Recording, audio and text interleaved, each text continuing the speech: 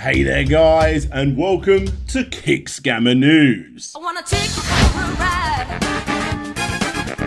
I wanna take you for a ride. Yes guys, it is Kickscammer News for the month of October 2019, the Halloween month. That's why you got pumpkins there. With studio lights on so powerful you can't actually see that there's candles in there, really wafting out a hardcore rotting pumpkin smell, so that's nice. But yeah, there's quite a lot that's happened in October over on places like Kickstarter, Indiegogo and GoFundMe. This is my roundup of the month, and sadly there's not many good campaigns in it. Even my recommendation of the month at the end of the video, we'll get to that in a little bit. Well, we'll get to it right now actually, right after. Yes guys, a big massive shout out goes out to this week's sponsor, Dollar Slope Club. Yes, for only $1 a month, if you go over to patreon.com/Slopes Game Room, you get access to this video right here of me having a shave. But on top of all of that, you also get videos early. You get to see what I'm working on a lot of the time in a show you whilst I'm making it fashion. All of that good stuff. Yes, that's right. Go over to Dollar Slope Club right now, aka patreon.com/Slopes Game Room, to get access to all of this for just $1 a month.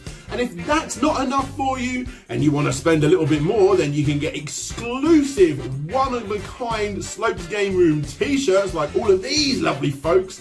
And did you know I do a thing called Slope Crate? Have a look at this. Not bad, eh? But then again, that's for the real hardcore fan. Anyway, again, I want to say a massive shout out to Dollar Slope Club for supporting me this week. And now, back to Kickscammer News. On October 2nd, a new game development studio under the names of 2 Steps Ahead, which honestly I can't find any information about, have apparently been working on a simulator game behind the scenes, and one aspect of that game was so good that they've decided to turn to Kickstarter to turn that one little bit into its own game entirely.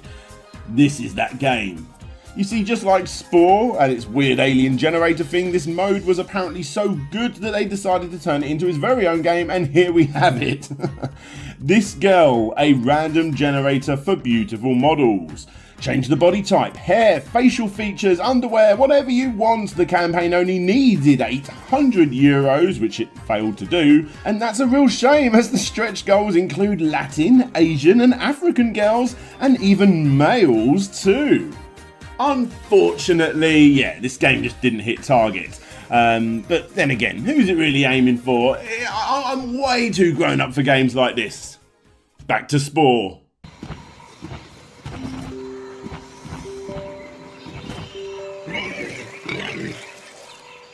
Again, on October 2nd, the campaign that was going to be coming out on Kickstarter for the Lone Star comic book, well, just didn't go ahead because apparently it was discriminating against marginalised groups.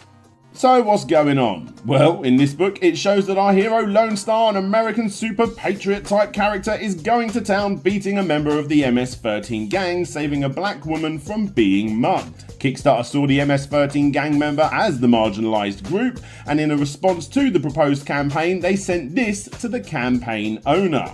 We've carefully reviewed it against our rules and we're unable to approve it for launch. As a public benefit corporation committed to fighting inequality and creating a more equitable world, Kickstarter does not allow discrimination, subjugation, or intolerance towards marginalised groups. So for those of you that don't know, who is this MS-13 group?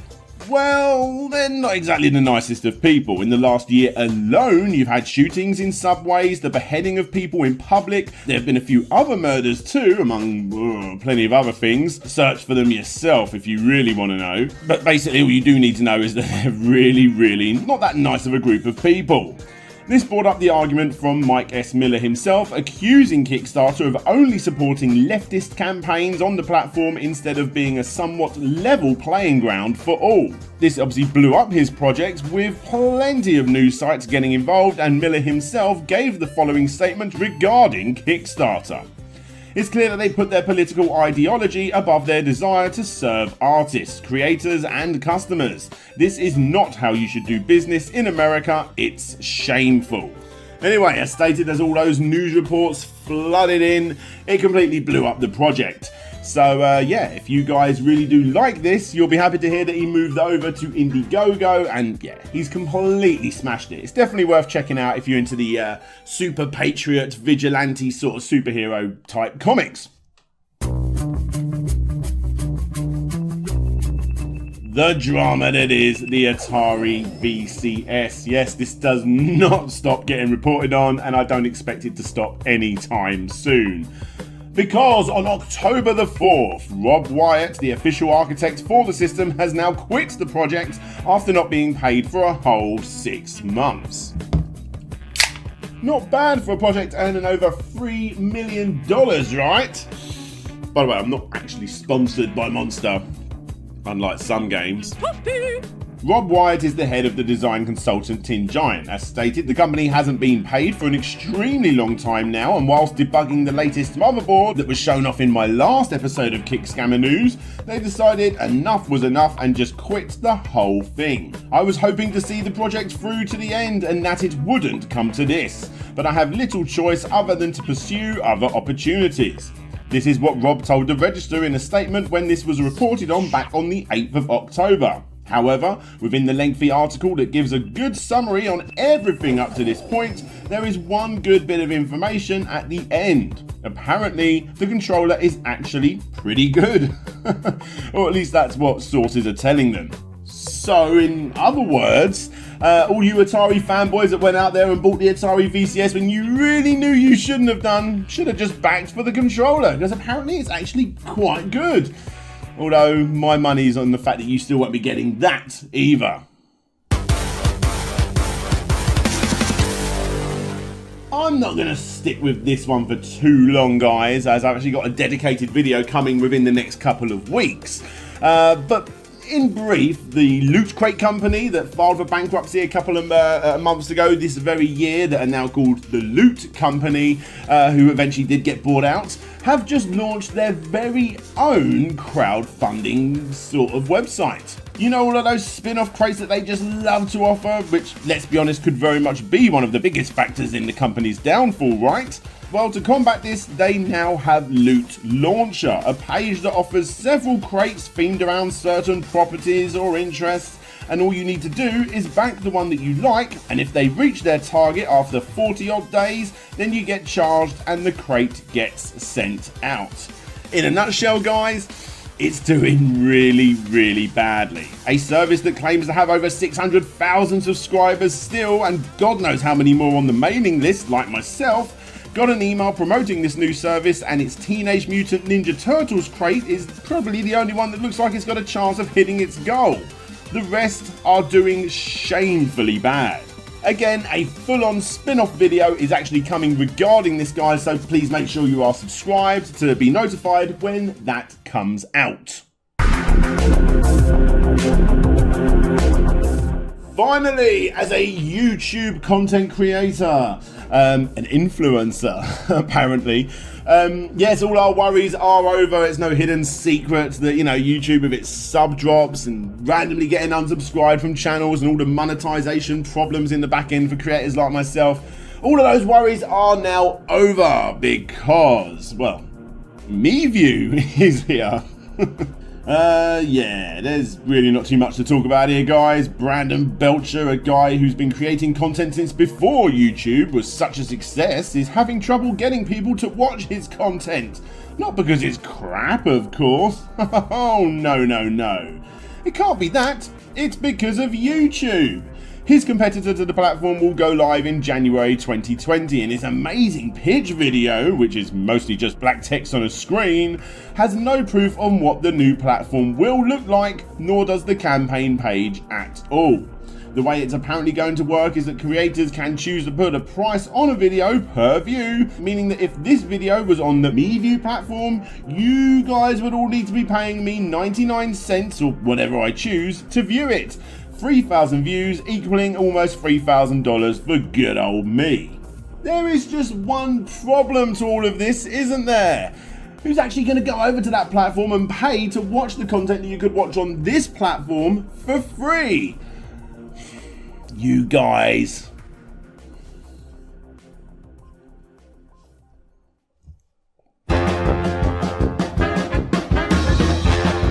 Let's talk about the campaign that's going to split my comment section right down the middle. I love finding campaigns like this. I kind of want this to happen. Enchanted Portals. Now the thing with Enchanted Portals, in case you didn't know, is the fact that it's 100% blatantly inspired by Cuphead. The campaign owners have even openly admitted this themselves. Just like everyone else, I saw the intro, I thought to myself, oh, that's pretty cool. I kind of see the inspiration here, and honestly, that's fair. And then I saw the gameplay. Whoa. Inspired? Really? If it was one day discovered that XIXO Studios had somehow stolen the game engine for this game from MDHR Studios, I would believe that story. This game looks exactly the same as Cuphead. Besides the art style having a more 2003 adult party Ren and Stimpy style rather than what I'm sure we all prefer, the classic animation from Cuphead.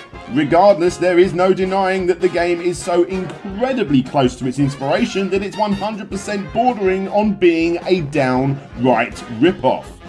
But is it? I mean, I remember Cuphead coming out and it was referenced to classic games such as Contra, which is true, and heck, before we got games like Sonic Mania, I was so desperate for classic 2D Sonic games that I was annoyed that nobody had just done and made a proper inspired game themselves, which actually also kinda did happen. I think the big problem here, guys, is just like those other inspired games and many, many more, for better or worse, this one is taking inspiration from a current gen game. 10 to 15 years down the line, if we never got another Cuphead, then this would be met with nothing but open arms. Yes, Cuphead may have taken inspiration from those classic side-scrolling shoot-em-ups that I've already mentioned, but its look and its feel are very unique to the game. And as soon as you see Enchanted Portals, you can instantly see that it plays and looks practically, if not completely, identical to it. And I bloody love Cuphead. I love its look, I love its gameplay, and I love its design, of course. So how could I not love Enchanted Portals? Look, I'm not defending this game. I honestly don't know what to think. I would kill for more Cuphead, and if MDFR end up making a sequel, which I really hope they are, if it's going to take as long as the original, you're probably not going to be seeing it for many, many years. Enchanted Portals looks to be a pretty stunning game to play whilst we wait. I mean, honestly, I don't know. Regardless, the game was set for Kickstarter on October 24th, and I guarantee that with all of its crazy amounts of views and videos being created about it, unless the goal was stupidly outrageous, which I doubt it would be, considering the game looks to be pretty far along already, it definitely would have hit its goal.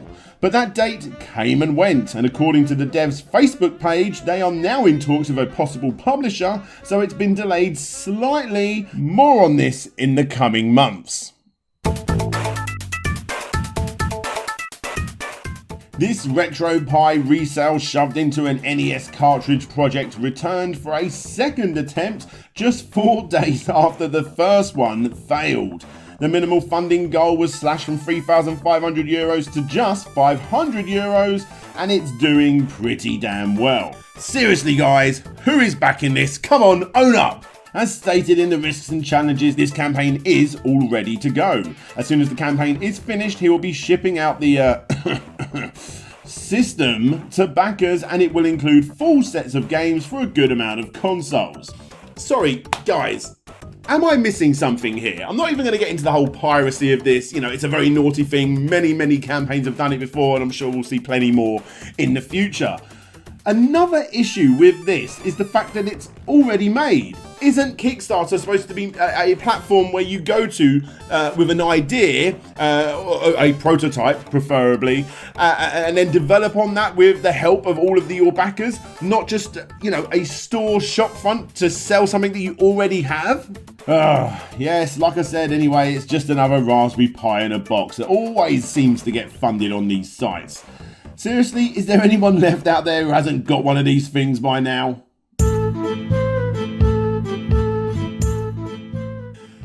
So, let's talk about a section on Kickstarter that's actually one of my favourites, the one that I spend the most amount of money on, and it's one of the ones that actually, I don't want to say keeps the website going, but yeah, it's a very positive section, and that is the board game section. War of the Worlds is something that I backed, and it came through this month. Haven't played it yet, but it looks, and the design of all of that sort of stuff looks great, so massive shout out to Grey Fox Games for making that a success.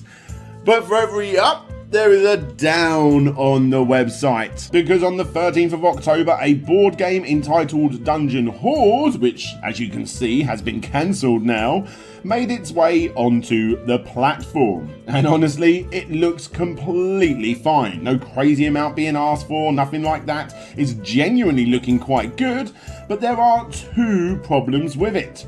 One, it already existed, and two, whoever made this campaign did not create the game.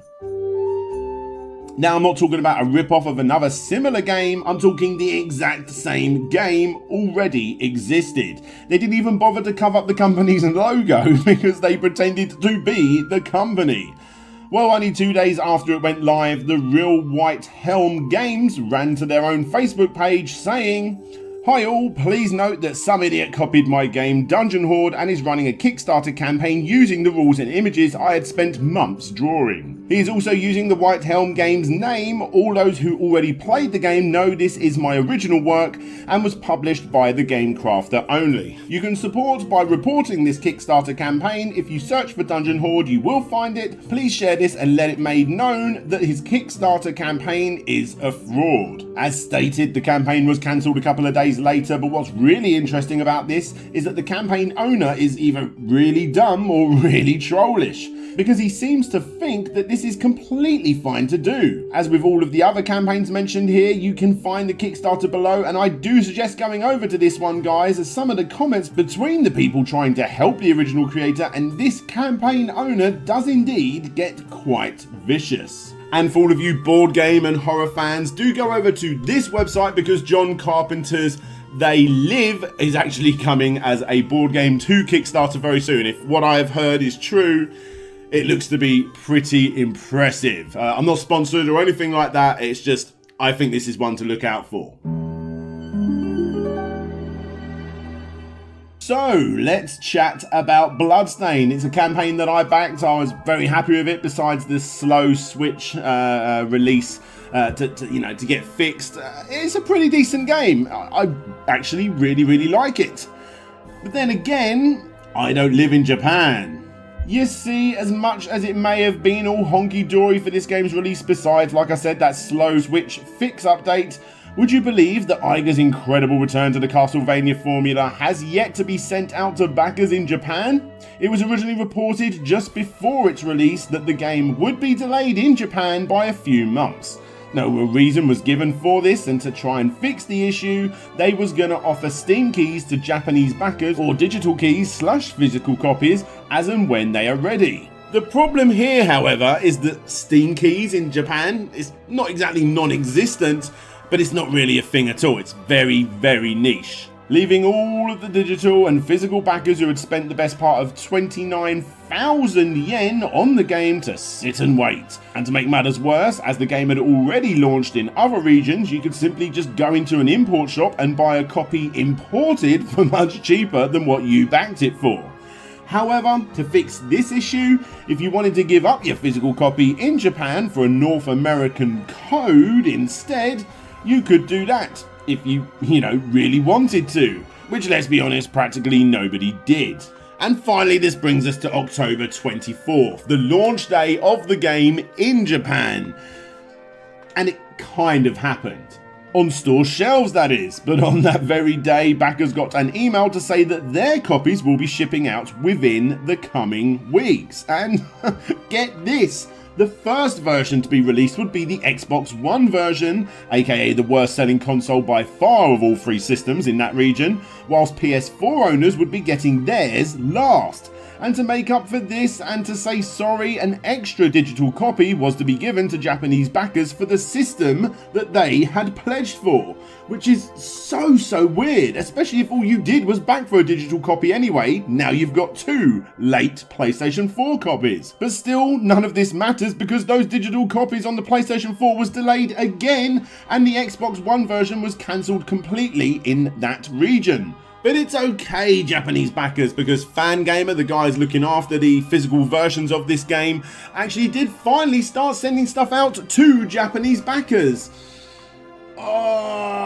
They did so from America to Japan with almost no decent bubble wrap packaging, resulting in Twitter being filled up with images like these. And guys, it still gets worse. A signing and meeting in Akihabara with the legend himself given to backers that spent the equivalent of $300 a piece were in quite a lot of instances unable to get their game signed, as it was announced very late on that he would now only be signing copies of the game from people that got a ticket 2 hours prior to the event, meaning that if you wasn't a backer, you could still get a copy signed for free. And guys, don't forget, if you are a hardcore Castlevania Bloodstained fan in Japan and you was able to go to this event and you was able to get a ticket, you haven't got a physical version for him to sign anyway, so you're going to have to either buy the game again or do what a lot of people did and have him sign random glasses and things. The end result is that the vast majority of Japanese Bloodstained backers have still not received their copies of the game, and although the game is now finally released digitally on the PlayStation 4, Japanese backers haven't got that either. Come on, who doesn't love a bit of Rocky? Every time you see some stairs, you gotta run up them, yeah? But obviously, I'm not as big of a fan as Massimiliano Mapelli. Rock the Ring is a Mugen mod. In other words, it's a freeware 2D fighting game which this guy is trying to get you to pay for, filled to the brim with stolen IPs. I'm not playing the music from this video, obviously, because I don't want to get the video flagged, but yep, it's the Rocky theme. Oh yeah, if you are waiting for these guys to actually do anything, they don't. Bandicam! I am creating the quality product to be sent to copyright owners in order to be allowed to use real names and as many original elements taken from various films of the saga. If you go down the campaign a little bit, you can see Apollo Creed going to town exactly like he does not in the movie. And regarding updates, guys, well, you've got this incredibly animated movie. Looks good, right? Il campione russo appare in gran forma. It's been a great month for video games on Kickstarter, guys. This is Zeno Crisis. You may have already seen my review of that. There'll be a card up there for you to check that out. This came in from Bitmap Bureau. They did a Kickstarter for this, and it's doing really well. Going out to backers, getting positive reviews, top notch all round. However, for this month's recommendation of the month, I would like to show you Vertebraker from the incredible Headcanon. Whilst the game shows off what it can do in the background, let's chat about Headcanon themselves. Does the name ring a bell? It should. They recently helped put out the absurdly good Sonic Mania game, and it's clear that this will be an excellent game for any fan of that. Yes, I have backed this one myself, and if you are interested, I suggest going to the page, as you can actually download a demo of the game, which is quite uncommon but incredibly welcome, as I'm sure you will all agree. However, there is a bit of a problem with this Kickstarter, guys. Yes, the game looks and plays very well. Yes, I am backing it. Yes, I hope it gets backed, and yes, I'm sure if it does, the people actually running this campaign will do a mighty fine job. However, the actual Kickstarter page itself doesn't look that good. As of the time of recording this, I can't actually see any way of backing to get a version that is not on the PC. get a nice Switch logo alongside PS4 and possibly Xbox 2 with Steam right next to that, and I reckon it would do a whole lot better, because as we speak in its early days, where most projects get hyped up and get loads of traffic, this one doesn't seem to be doing too well. It's really not doing very good at all, which is a shame. It's a reputable company making a good looking game, and due to their history, they know what they need to ask for realistically to get the thing funded. It's asking for a whopping $275,000, and after the 100 early birds got their version of the game for $10 a piece, taking that target down to $274,000 remaining, the only really exciting pledge left is the $15 tier to get a download of the game, and in case you was wondering, that means they need 18,266 people to buy the game in order for it to hit its target. Now, sure, you got a few extra higher tiers that would knock that down, including helping to make an enemy in the game, development party invitations and all that jazz. But still, in its current state, or at least it was yesterday when I made this video, it doesn't look like it's going to hit its target. As of right now, they still need over 17,500 people to contribute, aka over 600 people a day, and on day one, which like I said is normally one of the biggest days for a typical campaign like this, they only got 174. Which again is a real shame, because I really want this project to hit its target, but right now I don't think it will. If the guys at Headcanon are watching, give up on this campaign. Seriously, close it down and reboot it when you have secured a Switch release. You know, maybe a possible vinyl soundtrack. Maybe do a version in a Mega Drive / Genesis looking case to appeal to all of those hardcore fans that know your past games. Appeal to people like me with genuine physical items. It's just what we crave, and you guys look to be making something rather awesome. It's just such a shame that the page itself does indeed look a little bit bland. Also, why the hell didn't you not mention that you worked on Sonic Mania in the video? I mean, that's the first thing people see when it gets shared around on social media.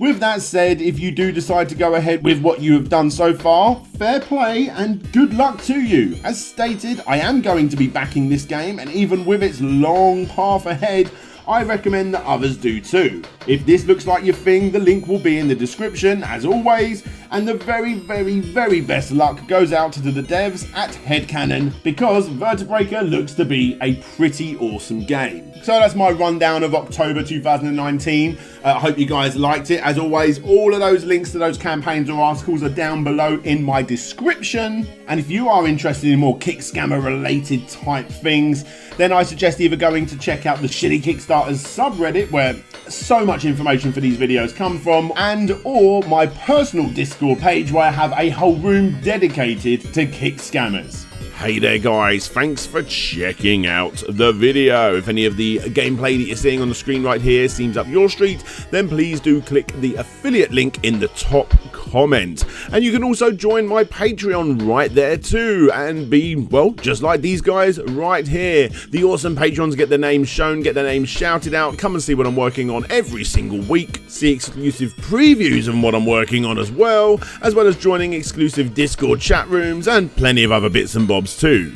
So let's give a massive shout out to the following Patreons, with an extra big shout out going to Gary Pinkett, Mantis, That Retro Video Gamer, Ryan Burford, Andrew Dalton, Ben Jackson, Jonathan Hayward, Kevin King, Christopher Turnbull, Phil Lowlins, Rovan Army, Ryan Holtz, Retro to Next Gen, Hawk89, Dina, Robertson Dunn, Adam Lefty Taylor, Intrigued Gaming, Abby Morris, Tim Labonte, Asobi Kwang DX, Tim Lunn, Pixels.Limited, aka Samuel Victor, Red the Beard, Conrad Constantine, Pretendo64, Creamy Elephant, Casey Garner, Blitz Hedgie, King Link Reviews, Jim Knapp, Shadow Dial, Game Apologist, Chris Applin, Wobbles and Bean, The Wonder Ducks, Ye Old Hamburglar, Dan Patsy, Lucas Softail, Ronnie Method, SSWB, Solix Captor, Jeremy Rodriguez, Nick Pollard, Bram Perez, Marcus Kingdom O'Cut, Tyndall, The Geeky Dad, Richard Carter, aka Fantastic Dizzy, Todd, Paul Float G, and of course, Petty Mew. Like I said, all those affiliate links and ways to support the show can be found in the top comment, and you can also click the link that you see right here on the screen. But right now, I think that's enough from me. So, this is DJ Slope signing out, and hopefully I'll see you all next time.